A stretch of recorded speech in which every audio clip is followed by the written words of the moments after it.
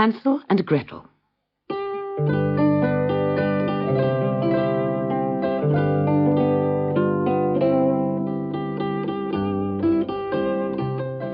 On the edge of a deep, dark forest lived a woodcutter and his two children, Hansel and Gretel. After his first wife died, the woodcutter married again, but the woman was unkind and felt no love for Hansel and Gretel. Every day the woodcutter went to the forest to chop wood. He worked very hard, but no matter how hard he worked, he got so little money for his wood that he just could not afford to feed his family. One night, when Hansel and Gretel were in bed, the woodcutter said to his wife, "How are we going to feed the children tomorrow? There's hardly any food left." "We can't afford to feed them," she said sharply. "We don't have any money. They're young and strong. They'll just have to find their own food. Tomorrow we'll take them into the middle of the forest and come back without them. We'll just have to leave them there." The woodcutter threw up his hands in horror. "My children, left all alone in the forest. They might be eaten by bears." "Well, I can't feed them any more. They'll have to go," his wife said angrily.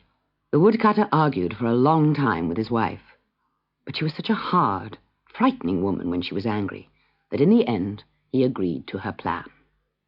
Upstairs, the children were woken by the quarrel, and they listened as their stepmother repeated her plan to abandon them in the forest.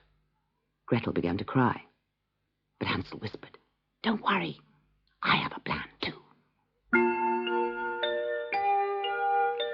Later that night, when everyone was asleep, Hansel crept downstairs, quietly opened the kitchen door, and went out into the garden. There, against the dark earth of the flower beds, hundreds of white pebbles shone brightly in the moonlight. Hansel quickly filled his pockets with pebbles and crept back to bed. In the morning, their stepmother called them. "I think it would be nice if we all went into the forest today," she said. "You children can play while I help your father chop wood. You'd like that, wouldn't you?" Hansel and Gretel did not reply, but followed their parents into the dark forest. "Keep up, Hansel," shouted the boy's stepmother. "Why are you so slow?" But Hansel continued to dawdle behind, his hands in his pockets, and each time his stepmother's back was turned, he dropped one of the white pebbles onto the ground. At last, after many twists and turns among the trees, the grown-ups stopped. "Hansel, Gretel, you poor children, you must be tired out with walking. You must sit down and rest.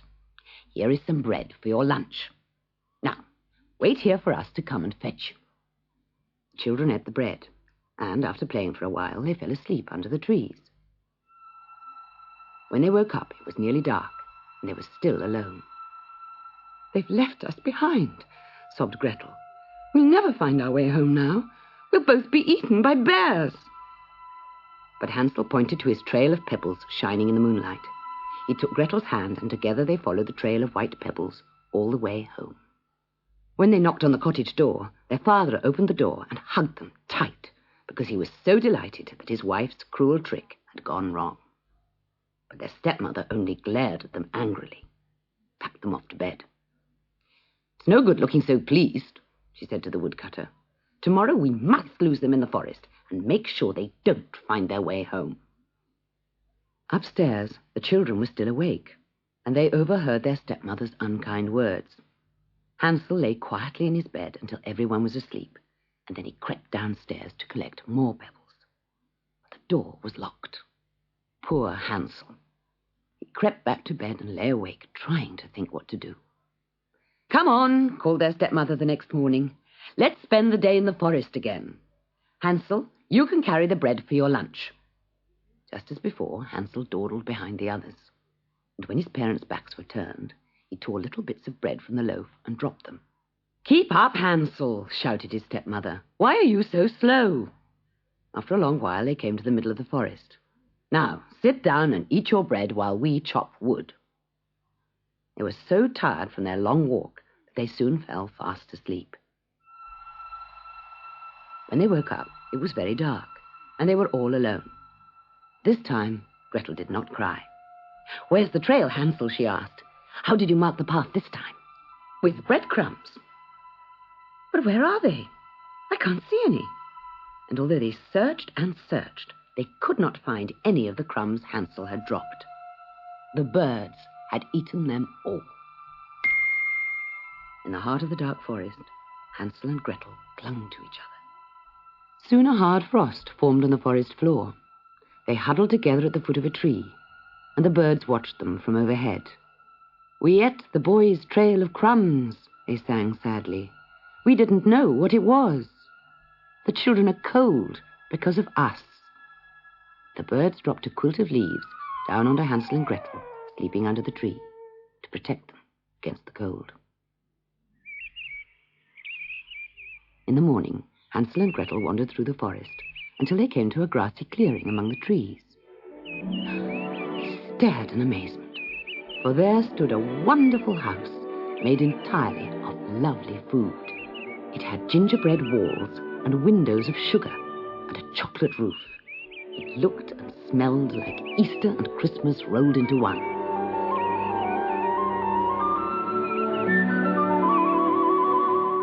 They were so hungry that they ran to the house and began to break off bits of chocolate tiles and sugar windowsills. Then an old lady came hobbling out of the front door. "Don't eat my house, children," she croaked. "Come in, and I'll give you pancakes and puddings instead." So they followed her inside and told her that they were lost and could not find their way home. Before they could finish, the old woman set down in front of them 2 steaming pancakes, oozing with fruit and cream. "Thank you so much," said Hansel at last, wiping his mouth. "Can I wash the plates for you, ma'am?"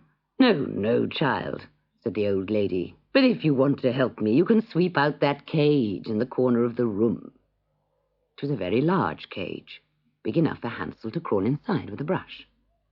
Suddenly, the door clanged behind him, and the old woman shrieked with delight. "Gotcha! A witch! A witch! That's what I am! My gingerbread house is a trap. And who do you think I catch in my trap, eh? Children! Ha, ha, ha, ha, ha!" The witch made poor little Gretel be her servant, making her sweep and scrub and clean. But she had something else in mind for Hansel. "Ha, ha, ha! I'll fatten you up, my boy. Then one day soon I'll roast you for dinner." One day, as Gretel was sweeping the house, she noticed that the witch was very short-sighted. Every day the old woman would go to Hansel's cage and peer in at him. "Poke your finger through the bars, lad," she would say. Then she would feel Hansel's finger to see if he was getting fat. A few days later, Gretel crept to the cage and whispered her plan to her brother. So, when the witch told him to poke his finger through the bars, he stuck a chicken bone through instead and let her feel that. Too thin, she snapped. "You'll never be fat enough to roast. I'll have to turn you into soup instead." The next day, the old witch said to Gretel, "Heat a big pan of water on the stove so that I can cook your brother. I want it very, very hot. Do you hear? So put lots of logs in the fire." "The stove is ready," said Gretel after a while. "But I don't know if it's hot enough for you." "Stupid girl!" snapped the witch. "Do I have to do everything myself?" She hobbled over to the stove and bent down to look inside. Quick as a flash, Gretel gave her a push, tumbled her into the stove, and slammed the door shut. There was a puff of purple smoke. But Gretel was too busy unlocking Hansel's cage and setting him free to see. "Let's get out of this horrible forest," she cried, "and never come back." "Wait a second," said Hansel. "We can't go home empty-handed. Father hasn't enough food to feed us. We must take something with us." So they made a sledge out of the chocolate roof of the gingerbread house, and they broke up its gingerbread walls and loaded them onto the sledge, along with the sugar-spun windows, candy twist banisters, and marshmallow chairs. Then they pulled the sledge through the forest until at last they found the path leading home. As the woodcutter's house came into view, they could see their father standing in the doorway. His unkind wife had run away with a rich timber merchant, and he was left feeling very lonely without his children.